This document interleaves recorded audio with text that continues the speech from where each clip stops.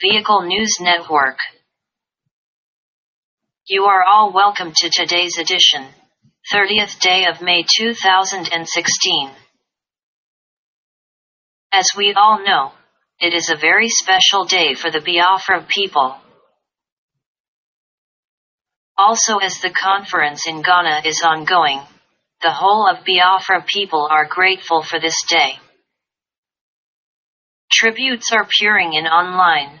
For all networks, Biafras are showing their feelings, emotionally and practically, both on the streets and in their working places. We of the Moving News also join hands in solidarity with all other peace-loving individuals, organizations, and nations around the world to pray for the Biafra people. Now let's listen to some of the tributes some of you made on behalf of affiliations and personnel concerned for today, the 30th day of May, where you celebrate and honor the brave men and women who stood up to defend their right. The right to live as a people, the right to live freely, the right to worship freely, the right to fully expose one's potentials, the right to be proud of who you are.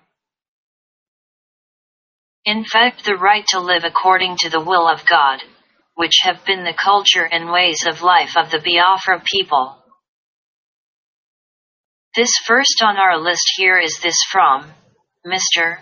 Anthony Onyebu. Biafra Day Anniversary. An address from the Administrator Customary Government of Indigenous People of Biafra IPOB. My fellow Biafrans, I wish to address you today, the May 30th, 2016, marking the 49th year's anniversary of the proclamation of an independent Republic of Biafra by Gen Chukwuemeka Odumegwu Ojukwu, which Nigerian military operations brought to an untimely halt. We cannot remember today without equally remembering our great leader General Odumegwu Ojukwu, the man who saw tomorrow, who has joined his ancestors few years ago. May his gentle soul rest in perfect peace. Amen. I wish equally to remind the good people of Biafra that one of our success stories as a people amongst many others is our being able to be alive today. We have been able to beat the aggressor down on its agenda of exterminating us. And today, Biafra is gradually awakening. On that, I advise all Biafrans to celebrate this year's anniversary peacefully. Go about your normal businesses peacefully without violence or molestation. In due time, the customary government will roll out a very peaceful but effective way of reminding our oppressors that we are still alive. I am aware that some of our people are planning public peaceful protest. We know that Nigeria is not friendly with peace. So they do not understand the language of peace. They are highly obsessed with anything Biafra. The mere sight of Biafrans gathering together in peaceful agitation infuriate them that they will send their attack dogs on us. Therefore I am advising every Biafran to avoid any protest, no matter how peaceful you may intend it to be. Biafra have lost so much of our people as a result of our struggle for freedom. Our people have died enough. The plan of this customary government is that we design a very disarming way of civil disobedience, akin to the popular sit-at protest organized by our brothers in Massav some years back. In our present arrangement, every Biafran household will be required to host Biafran flag on our verandas and balconies. The plan will be to ground all economic and social activities inside Biafra land for one day, while also displaying who we are. We are Biafrans. Our handicap now is our inability to convince some of our brothers and sisters to discard violence in the creeks. What they are destroying are the infrastructure that are domicile in Biafra. Let every Biafran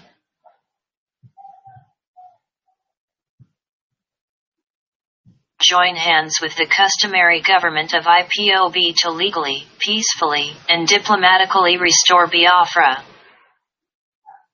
Our teams in various arms of our quest for freedom are covering grounds systematically. Our legal team is beating Nigerian team in all their various encounters. Our diplomatic team, Billy Human Right Initiative, is gradually but consistently securing diplomatic recognition in world bodies and international communities. Our brothers in diaspora are raising awareness all over the world. Pressure is gradually building up, global pressure against Nigeria to pull her army of occupation out of Biafra land. Recently it was on the news that some European nations through their parliamentarians have joined our struggle for freedom by raising motions in their assembly halls calling on their governments to recognize Biafra. Our economic team is powering. Our media team is blazing forth. Our women mobilization is not left out. Our youth's mobilization activities are moving on smoothly with our youth mobilization team. What is hampering our government is inadequate funding. We hope to push in more into these teams in due course to financially empower them to do more. We are equally reorganizing our administrative structures. Our regions, provinces, county councils, and community leadership are being systematically reorganized. Our intention is to have a well-ordered Biafran community. We want to show the world that Biafrans are governable, that Biafrans are disciplined. We want to show the world that Biafrans are peace-loving, that Biafrans shall not be a threat to world peace. We want to convince the international communities that any investment in Biafra is a worthy investment towards peaceful global community. What we need therefore now more than ever is unity. A strong and united people will push us over into the promised land. We are aware that the leaders of our ethnic nationalities and various groups agitating for our freedom are right now in a very serious meeting in Ghana. The purpose is to forge a common and a united front for our various peoples. We are full of hope that this August gathering will yield the much expected result. We are full of thanks and appreciations to the conveners of that meeting, the respectable Organization of Emerging African State, OEAS, for their welcomed intervention. We are equally grateful to the good people of Ghana and their government for hosting this all-important meeting. Biafrans are grateful and will never forget. I hereby thank God who made it possible for us to see the year 2016, marking 49 years of the declaration of our independence. Our prayer and hope is that our Silver Jubilee anniversary will be celebrated with jubilation in a self-governed, freed and fully independent state of Biafra. Thank you and happy 49th year anniversary. Long live the customary government of the indigenous people of Biafra, IPOB. Long live the indigenous peoples of Biafra, IPOB. Sign, Ngr. Anthony Onyebu, the Administrator, Customary Government, IPOB. You are still with Moving News. Also, Vehicle News and I am Mars Mandelo. The news continues. Like you had it all there. Here is another one from Comrade Prince C. Obuka, dear by a Frown Patriot. I salute you all. Today in history, the Republic of Biafra was proclaimed a sovereign entity by our hero, the late Dimchikwamika Odumegwu Ojukwu, who was mandated by the Eastern General Assembly comprised of various ethnic groups. The declaration of our independence from Nigeria sparked 3 years civil war between Biafra and Nigeria. Though the war was actually between Biafra and Britain in collaboration with the Arab countries. Their intentions was to wipe us Biafrans from the surface of the earth. We took them headlong and we were able to resist for 3 years. We didn't actually surrender.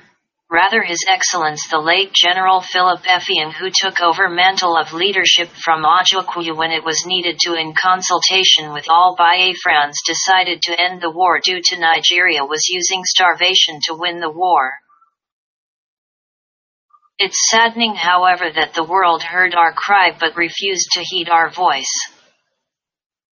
Our fathers fought so that we can have a better home to freely worship according to our faith. I salute all who fought in that war, those who saw fight and abandoned food, people like Colonel Joe Ashozi, alive, who dealt with Nigeria's soldiers at Onitsha Head Bridge killing 2,000 troops. Mr. Okokan Endemar, Director of Radio Biafra, Major. Ikukanam Basi Colonel Atuk Udo, Major. Alexander Madibo, Colonel Fiberizima, and many more. At this period, 1967, our gallant forces have taken over Midwestern region heading towards Lagos to capture the terrorist, General Yakubu Gowon. At his period 1967, there was tension everywhere as no one knew what the Declaration of Independence of Biafra could result to. My fellow Biafrans, suffice it to say that the killing of our people has become a routine occurrence as we are no longer safe in the entity called Nigeria. We fought for survival as a result of this same merciless killing of our people. They invaded our land and target civilians simply because we declared our freedom from them. We cannot forget the Asaba massacre, how Biafrans of Igbo extraction were butchered in the present Delta state. We can never forget the fall of Enugu. We can never forget how thousands of our soldiers were overpowered and forced to surrender in Calabar. We took them headlong despite the invasion. Our fathers were able to fight with Biafran-made weapons for 2 years. We remember the areas that found it difficult to surrender even after Effiong declaration until pleadings were made. There are Abagana Sector, Ikot Ekpeen Sector, Aba Sector, Agaha Sector, Port Harcourt, Onitsha Sector, Eket Sector, Afikpo Sector, and many others. Today, as we remember our heroes, I want us to emulate them. The various ethnic nations in Biafra must drop ethnic jingoism, tribalism, and ethnic-based struggles and form alliance to free ourselves from bondage, for it is not possible to split Nigeria along ethnic line. We note the efforts of the countries that stood behind us even in the face of insurmountable challenges. Although some were ill-prepared, we can never stop appreciating France, Gabon, Ivory Coast, South Africa, Haiti, Israel, etc., including churches in London. Their efforts will never be in vain. May the souls of all departed Biafra sons and daughters who slept in the Most High so that we may live rest in peace. They are asleep, but their memories lives in us and with us.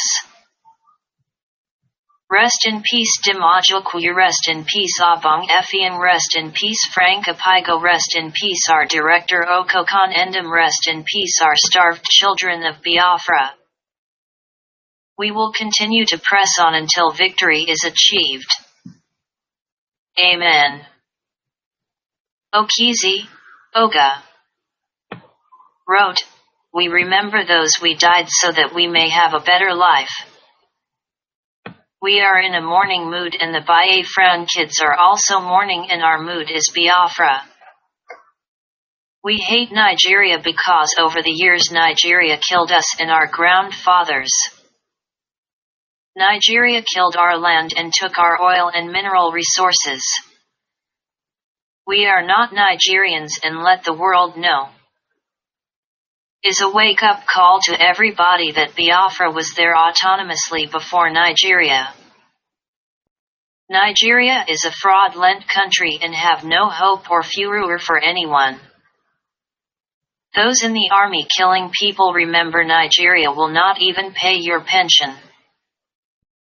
We are telling you, do not kill for Nigeria, rather pray for the truth and honesty so that Nigeria can divide peaceful.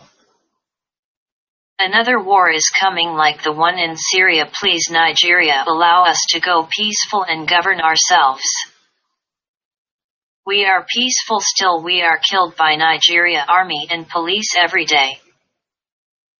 Happy Heroes Day Biafrans. And now to other news of the day.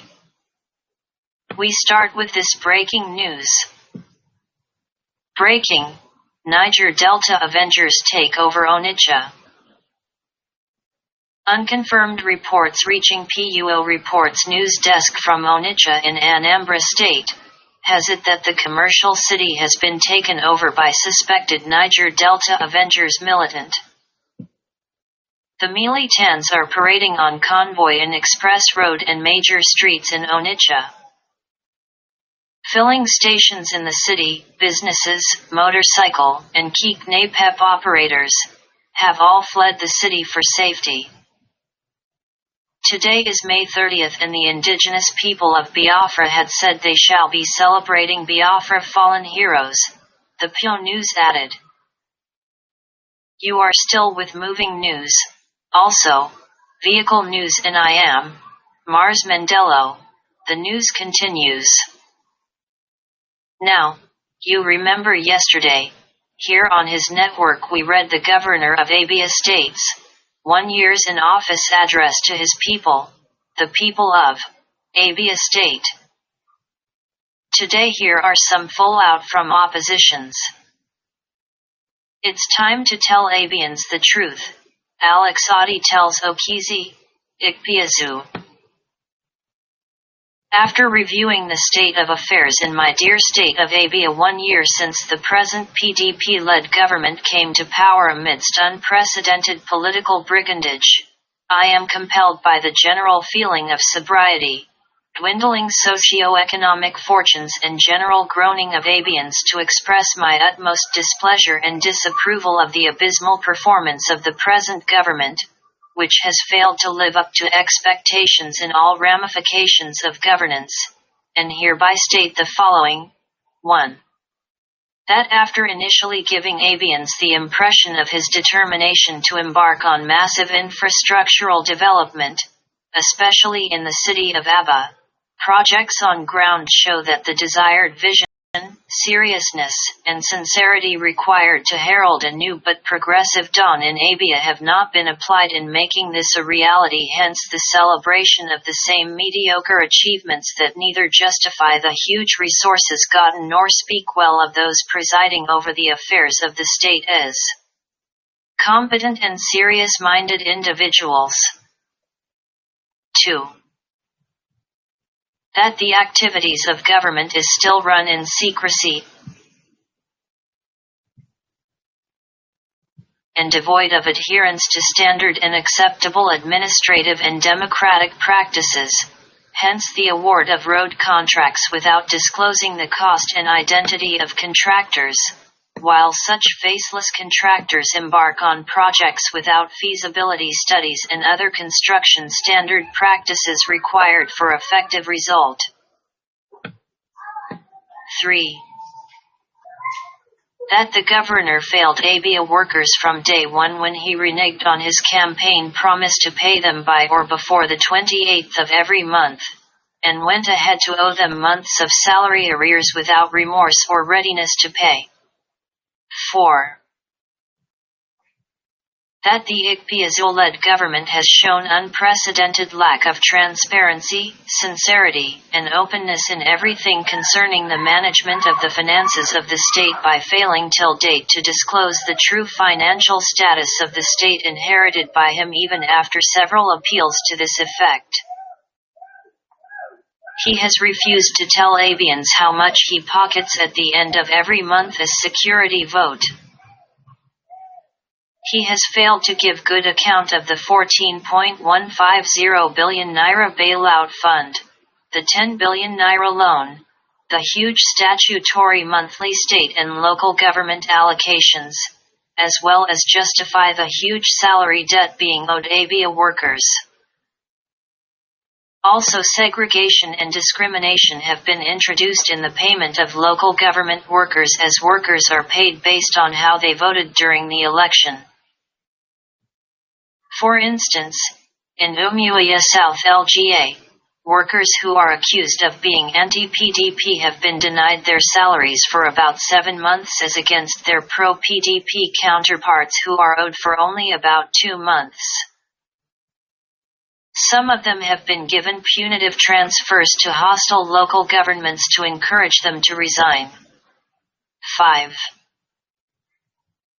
That the recent placement of ABIA as the 5th most indebted state of the Federation by the Debt Management Office, DMO, with a debt stock of 78 billion naira with zero infrastructure on ground to justify the debt serves as an indictment on the governor and his party, the PDP, which prior to this time had repeatedly lied to the entire nation about ABIA's healthy financial status. And that the denial of the accuracy of this report by ABIA state government and its subsequent failure to come up with its own facts more than 2 months after shows primitive lack of understanding of administrative responsibilities in a democratic setting, unbridled arrogance, and lack of respect for the people of ABIA, and unforgivable incompetence and financial recklessness. 6. That the continuous shielding of T.A.org, who is suspected to have plundered and contributed in plunging ABIA into its present financial mess by the Okizi ICPIAZUL-led government, clearly shows ICPIAZUL's unwillingness to succeed for the sake of the suffering ABIA masses. 7. That under the nose of the PDP-led government, life has remained brutish and hellish for Abians, with insecurity caused by armed robbery and kidnapping assuming a very dangerous dimension, while economic activities are swiftly coming to a halt. 8. That while the government noisily celebrates the construction and rehabilitation of a few kilometers roads as its only achievement for 1 year of its existence, education, agriculture, and health care delivery have all remained in a pitiable state of abandonment, at the expense of the suffering masses. I am therefore immensely appalled, like millions of suffering ABIA masses, that this traumatizing situation still persists in this 21st century ABIA, when governance has been recognized the world over as a social contract between the leaders and the led, and when governance is pursued with zero tolerance for mediocrity, rather with high sense of duty and responsibility. We are also surprised that the state government continues to pay monthly stipend of up to N1 million to some jobless and lazy drones who call themselves PDP elders in the state. This is a policy introduced by the last administration in the state.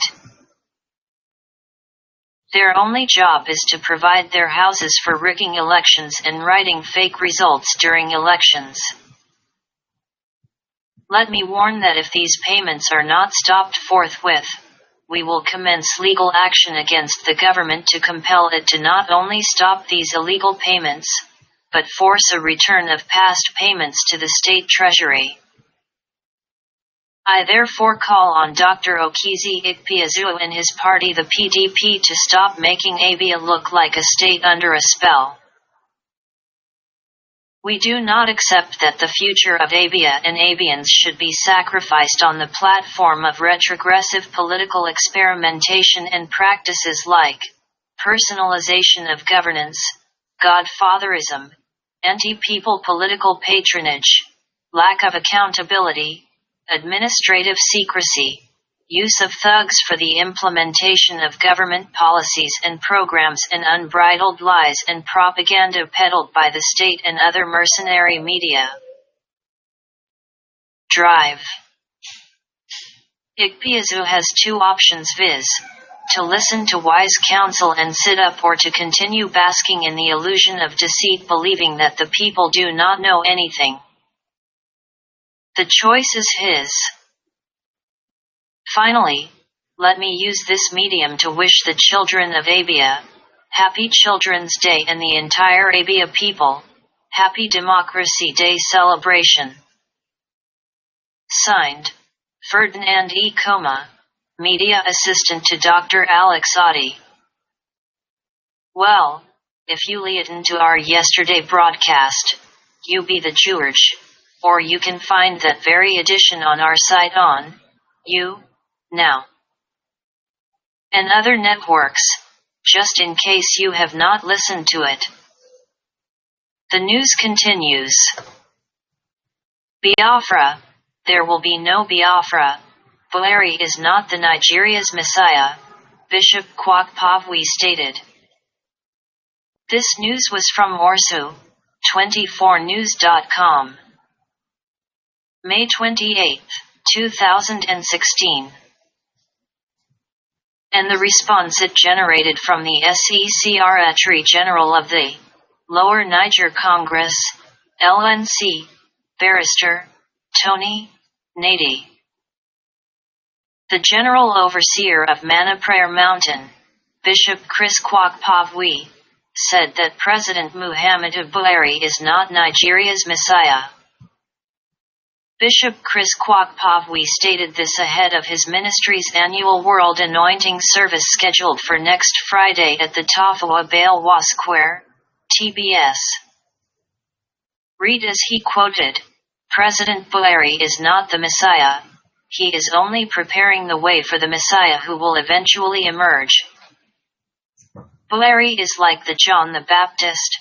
As a politician, Buhari will bring about some changes if he maintain his integrity and genuinely probe those he ought to probe, he stated.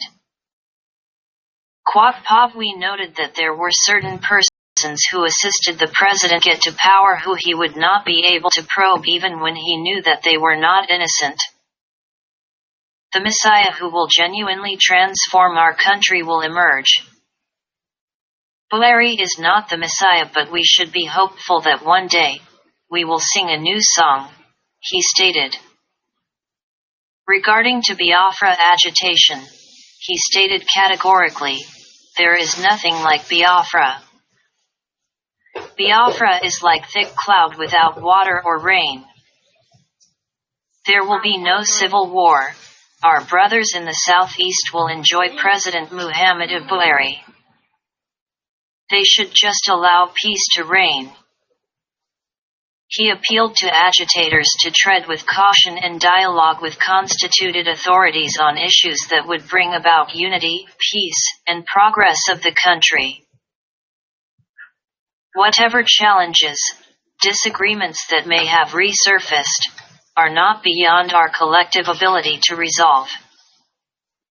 He said the forthcoming program will witness series of testimonies, instant healing from God because God is going to visit his people. God has promised to wipe all tears, and he asked me to tell the people to bring 12 mantles, and these mantles are prophetic in nature. And then, the Lower Niger Congress responded saying, every day for the thief, one day for the owner of the house. These agents of darkness presiding over the house of God all over Nigeria are all going to manifest for the fraud they are as Nigeria unravels. There are multitudes of this kind in the land who mount the podium to pray that it shall be well with the criminal enterprise, Nigeria, which like a monster, feeds on the blood of their dying congregation while they fly around in private jets and build expensive private universities from the proceeds of their share of loot provided by their patrons in government. Now it has pleased our God in his infinite majesty to expose and disgrace them out of his house, for if their ceaseless chants in the name of prayers fail to save their Nigeria, then it becomes clear they were merely profaning the name of God all these years, just like the prophets of Baal in the day of Elijah. If they were men of light, darkness would not have ruled over Nigeria all these 55 years plus, without break. I dare ask, where was their light when darkness prevailed? Or does darkness overpower their own variety of light? If you ask me, it is either they had no light or their light was compromised at the feet of darkness in return for filthy lucre. One prominent one amongst them, who is a pastor, a professor of law and a senior advocate of Nigeria, has, with the aid of a great retinue of them, leading an ignorant flock, emerged the vice president of the fraudulent, toxic Republic of Nigeria, behind a president who in 2001 publicly pledged his total commitment to pursue Sharia for the whole country, and who since emerging president in 2015 has vigorously and violently pursued that objective. I single out Osunbajo amongst them because, being a lawyer, he ought to be the one explaining to his CO travelers in this one Nigeria perfidy, that the fraudulent 1999 constitution upon which Nigeria is currently erected, creates and protects both monumental corruption and egregious impunity, and that because it draws life from the falsehood in its preamble that we the people made it, the document in its entirety is rendered a forgery and a fraud, thereby making Nigeria itself, as currently constituted, a criminal enterprise.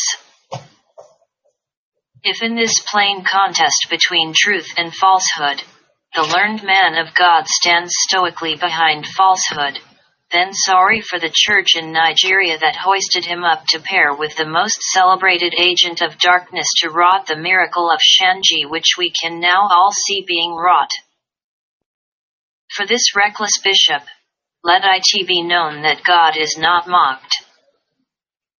People like him who hold hands with the blood-soaked hands of Yakubu Gowon to feign that Nigeria prays, will receive the visitation of God for the blood of the innocent.